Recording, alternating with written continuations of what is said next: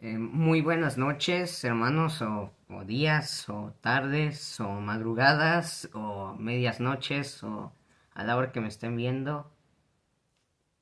Ah,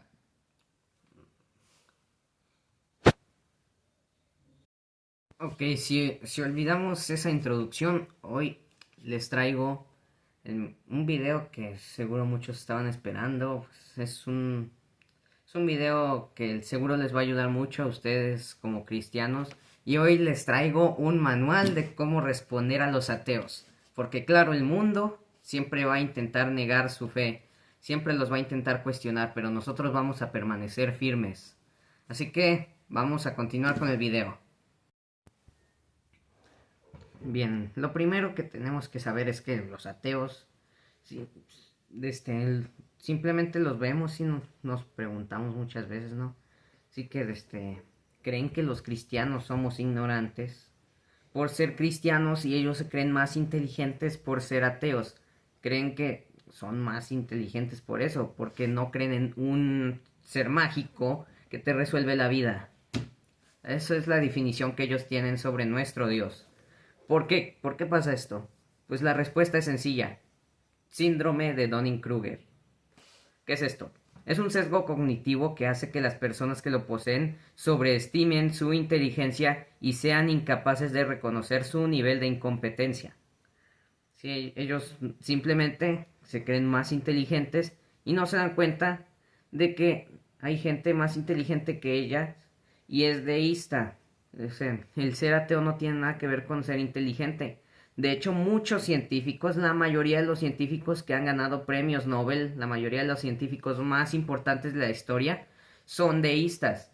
La mayoría cristianos, otros judíos y algunos ateos, pero la mayoría deístas. Podemos ver entre los científicos más reconocidos, por ejemplo, a Isaac Newton, padre de la física clásica, el cual era anglicano; Gregor Mendel, padre de la genética, que incluso era sacerdote católico, ¿sí? Alexander Fleming, quien descubrió la penicilina; Nikola Tesla, padre de la electricidad moderna, que su papá también era sacerdote; Albert Einstein era judío, y a pesar de los relatos falsos de Einstein, que se burló de Dios y muchas cosas, él, cuando presentó la teoría de la relatividad, dijo: Dios no juega a los dados, es decir, todo en el universo tiene un orden.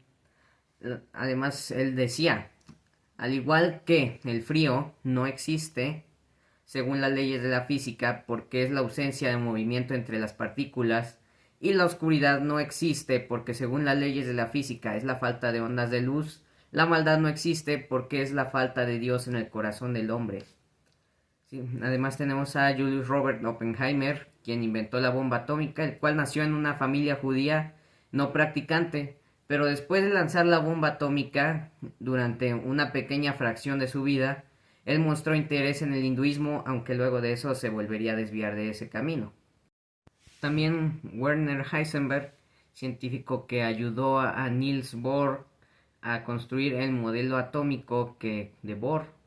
También él dijo: un sorbo de la ciencia te vuelve ateo, pero en el fondo del vaso Dios te está esperando. Sí.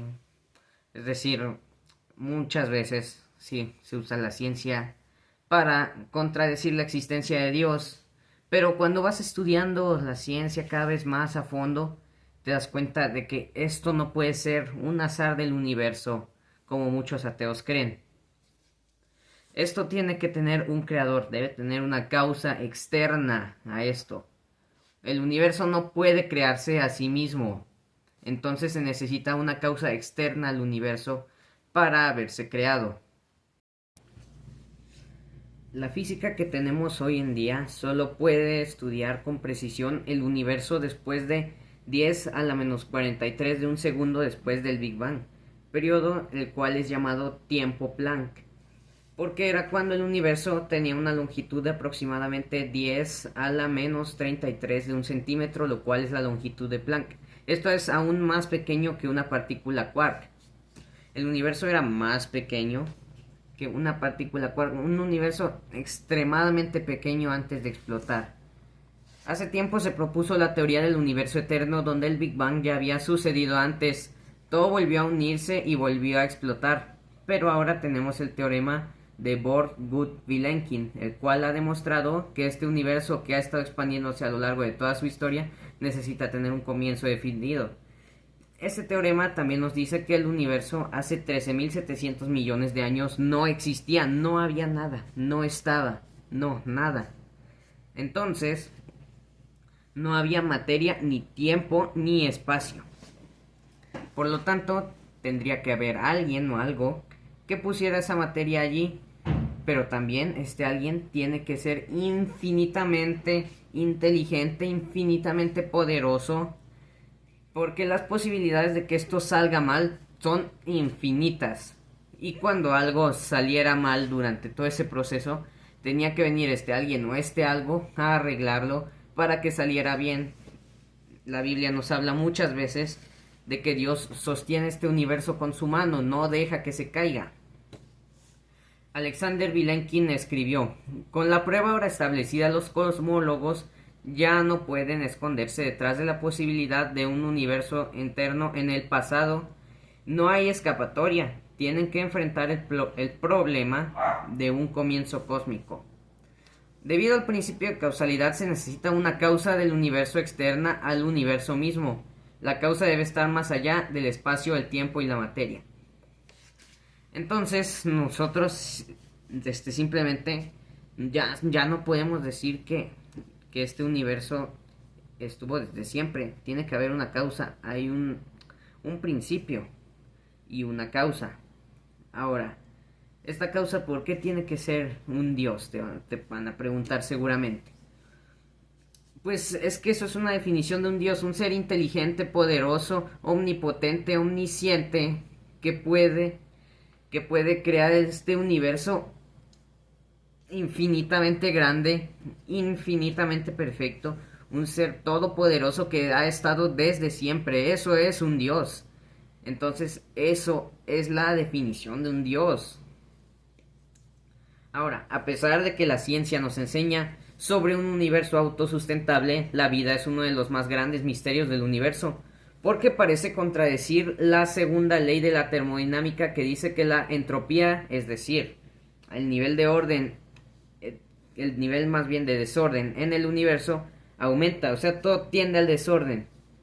Ahora, la probabilidad de tener un universo entrópico que tiende al desorden es de 1 entre 10 elevado a 10 elevado a la 123.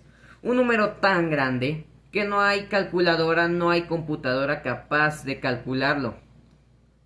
Entonces, es más probable que tú, desde que nazcas hasta que mueras, te ganes la lotería, el premio mayor de la lotería, todos los días, que este universo tan grande, tan perfecto, capaz de tener vida, pueda ser creado. Ahora la pregunta que muchos te van a hacer, ya que les hiciste entrar en razón, ya que les mostraste que tiene que haber un Dios, la pregunta que te van a hacer es: ¿por qué es el Dios de los cristianos? Y la respuesta es muy simple: porque solo hay una tumba vacía. Ahora, te van a decir que pudieron robar el cuerpo, lo escondieron y mintieron. La evidencia histórica nos muestra que la tumba tenía un sello oficial y estaba custodiada por guardias romanos, bajo juramento y bajo amenaza de muerte. Por lo tanto, es imposible que esto sucediera. Ahora, después de la resurrección, la asunción y todo, los apóstoles fueron perseguidos, fueron martirizados, torturados y asesinados. Entonces, nadie muere por lo que sabe que es mentira. Sí, ahora, ya que les dijiste esto, sí, que nadie muere por una mentira, seguro hay quienes que te dirán que sí hay gente que muere por una mentira. O sea, tienes que regresar. Pregúntale: ¿tú morirías por una mentira? Si te dice que no, ahí lo tienes, ya está. Pero si te dice que sí, pues déjalo, porque ese solo te hace esa respuesta para ganar. o simplemente él está loco. Ahora vamos a pasar con el siguiente cuestionamiento. Si Dios es omnipotente, ¿puede crear una roca tan grande que ni él pueda cargar? Hay dos respuestas. Si le dices que sí, entonces no es omnipotente porque no puede cargar la roca. Si le dices que no, no es omnipotente porque no puede crear la roca. Aquí está la respuesta, y es que Dios es un ser espiritual, por lo tanto su fuerza no se mide en una roca física. Ahora, si te dice que una roca espiritual, el plano espiritual no funciona así. Ahí no hay esa gravedad, ese peso. No, es que el plano espiritual no funciona así. No funciona con fuerza, con peso. Es algo totalmente diferente a lo que conocemos, al universo que nosotros conocemos, donde las leyes de la física sí aplican. Entonces, vamos a pasar con el siguiente cuestionamiento. El típico problema del mal. Si Dios existe, ¿por qué hay mal en este mundo? O es más bien sería que si Dios es bueno y es omnipotente, ¿por qué hay mal en este mundo? Porque esta pregunta no intenta poner en riesgo la existencia de un Dios. Intenta poner en riesgo la idea de un Dios bueno. Porque puede que haya un Dios, pero no es bueno y por eso hay mal, ¿no? Entonces, si Dios es bueno y es omnipotente, ¿por qué hay mal en este mundo? A ver. Como vimos al inicio de este video, Albert Einstein decía que según las leyes de la física no existe el frío, porque el frío es la ausencia de calor. También decía que no existe la oscuridad, porque la oscuridad es la ausencia de ondas de luz, según las leyes de la física. Entonces el mal no existe, porque es la ausencia de Dios en el corazón del hombre. Pero ahora una respuesta más completa que les pueden dar es que hay mal porque Dios es bueno. Porque si Él no es bueno, entonces no nos daría nuestro libre albedrío para decidir entre hacer el bien y hacer el mal. Porque el mal se origina del pecado. Entonces el hombre que es pecador tiende a hacer el mal y por eso hay mal en este mundo. Entonces no es que Dios lo permita porque es malo, sino que lo permite porque es bueno. Así que vamos a pasar con el siguiente cuestionamiento. Algo que seguro has escuchado, yo he escuchado mucho, me lo han llegado a decir, es que la Biblia fue escrita por hombres. Ah, bueno, tu diccionario, no sé, tu libro de texto que usabas en la escuela, cualquier libro fue escrito por un hombre. No le creas, ni siquiera los libros de ciencia, no le creas. Fueron escritos por hombres. Así es como tú suenas, amigo. Bueno, la Biblia fue escrita por hombres, sí, inspirados por el Espíritu Santo. Ahora, luego nos llegan a decir que también se ha perdido algo de la Biblia por la traducción, sí, errores de traducción, errores en la ortografía y todo esto. Y es que es mínimo, apenas 5% de todo se ha perdido con la traducción. Y aun si nos fuéramos al hebreo original, arameo o el griego, no encontraríamos que las traducciones que tenemos hayan modificado algo muy importante a comparación de la versión original. Entonces ahí están muchas fuentes de las que puedes tú consultar para ver que lo que te estoy diciendo es real. Entonces vamos a pasar con el siguiente cuestionamiento. Tenemos también el problema del sufrimiento. Sí, que si Dios es bueno, que si existe, ¿por qué hay tanto sufrimiento en la tierra? El sufrimiento es producto del mal. El mal es producto del pecado, como ya lo vimos hace poco en este video. Entonces, ¿por qué sufren niños inocentes y que gente inocente? Bueno, ¿inocente en qué aspecto? Porque si tú tienes hijos que te desobedecen y los castigas, ¿Estás castigando inocentes? No, ¿verdad? ¿Quién, quién es la gente, esta gente que sufre en su mayoría? Bueno, es, está en África, donde la mayoría de todo el continente se practica el Islam en el norte. En el sur se practica mucho lo que es la brujería, lo que es, por ejemplo, el vudú, las religiones tribales.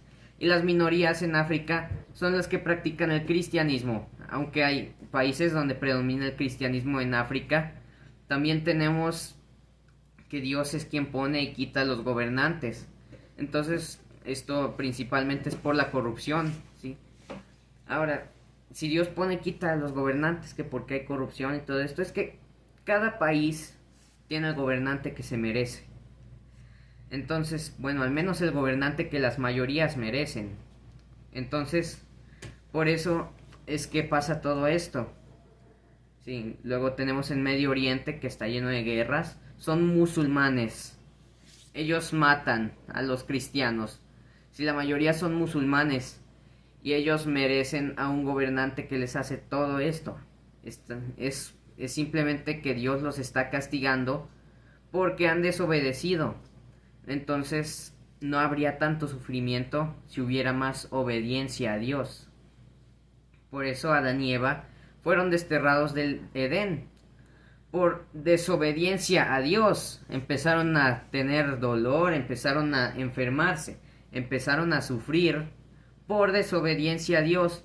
Todo viene a raíz de la desobediencia a Dios, el cual puso algo, pero nosotros nos desviamos. Entonces por eso pasa todo esto. Por eso es que Dios lo permite. Sí, porque nosotros hemos desobedecido. Entonces vamos con el siguiente cuestionamiento. Otro cuestionamiento que nos van a hacer es: ¿tú eres cristiano solamente porque naciste en un país cristiano? Tú estás en un país cristiano y no eres cristiano, entonces no por eso tú tienes que ser cristiano por haber nacido en un país cristiano. Además, imagina que tú de pequeño viste un dibujo y ahí en ese dibujo animado te enseñaban sobre, por ejemplo, el sistema nervioso. El sistema nervioso sigue existiendo, aunque lo hayas descubierto a través de una caricatura y no en la escuela. Entonces, no deja de ser verdad el cristianismo solamente por haber nacido en un país cristiano. ¿Cómo le podemos creer a la Biblia? Porque creemos en Dios. Y además, todos los descubrimientos arqueológicos que se han estado haciendo no contradicen nada de lo que dice la Biblia, es más, lo afirman. Por ejemplo, que se descubrió hace poco el arca de Noé, pero ya petrificada. Sí, esto reafirma lo que dice la Biblia. Sí, los descubrimientos arqueológicos indican, los hechos, todo apunta hacia que la Biblia es real, todo apunta hacia que hay solo un Dios y es Jehová, el Dios de los ejércitos, el Dios de Abraham, de Isaac y de Jacob. Entonces vamos a pasar a finalizar este video. Bueno, como ya vimos, estos cuestionamientos son fáciles de responder. Entonces, simplemente, tal vez me haya faltado algo que responder. Me lo pueden dejar en los comentarios, la sugerencia, y yo haría una parte 2 de esto, respondiendo a todos esos cuestionamientos. Entonces, aquí termina este video. Nos vemos, chicos.